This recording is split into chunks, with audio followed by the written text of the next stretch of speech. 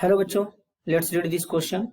The question say that explain the following about acetic acid. It is a stronger acid than phenol. First of all, key concept. Key concept. जब भी कोई acid दिया हो उस acid से H plus को remove करेंगे. H plus को रिमूव करने के बाद जो बनेगा वो बनेगा conjugate base. Conjugate base. Conjugate base जितना ज्यादा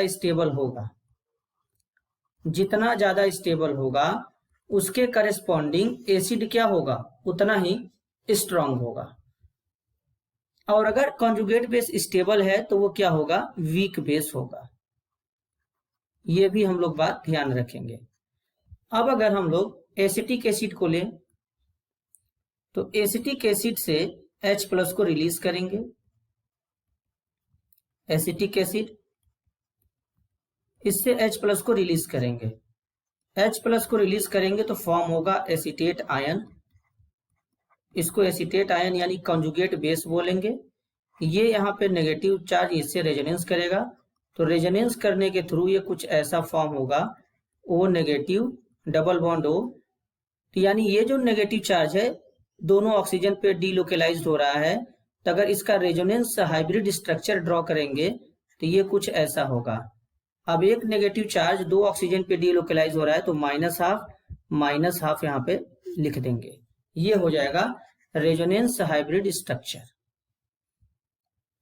अब अगर इसी तरीके से अगर फिनॉल की बात करेंगे तो जो फिनॉल होता है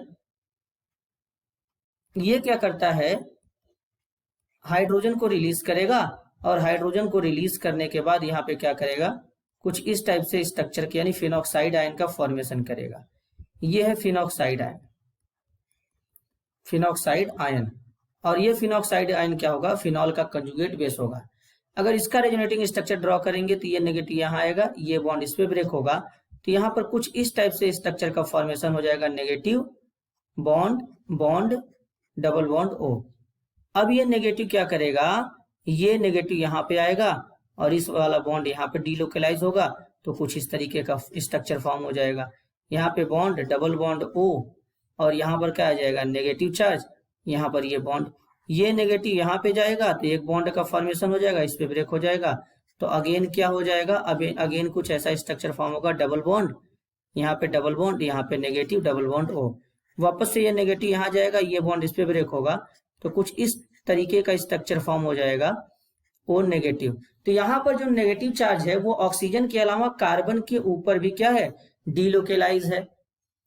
तो फिनॉल का रेजोनेटिंग स्ट्रक्चर ज्यादा बना तो यानी ये नेगेटिव चार्ज ज्यादा डीलोकेलाइज हो रहा है तो फिनॉल को ज्यादा एसिडिक होना चाहिए था, लेकिन ऐसा नहीं है. इसके पीछे का रीजन ये है कि जो कार्बोक्सिलिक एसिड के केस में ये दोनों स्ट्रक्चर फॉर्म हुआ है, इस स्ट्रक्चर को इक्विवेलेंट रेजोनेटिंग स्ट्रक्चर कहते हैं. और इक्विवेलेंट रेजोनेटिंग स्ट्रक्चर जो होता है ये मोर स्टेबल होता है as compared to normal resonating structure. ऐसा क्यों बोलते हैं, क्योंकि यहां पर नेगेटिव चार्ज केवल मोस्ट इलेक्ट्रोनेगेटिव एलिमेंट यानी इन्हीं दोनों ऑक्सीजन पे क्या है, डीलोकेलाइज्ड है. तो इस टाइप के स्ट्रक्चर को इक्विवेलेंट रेजोनेटिंग स्ट्रक्चर बोलते हैं, जिसके कारण एसिटिक एसिड फिनॉल से ज्यादा एसिडिक होता है. This is your answer. I hope you understood it well. All the best.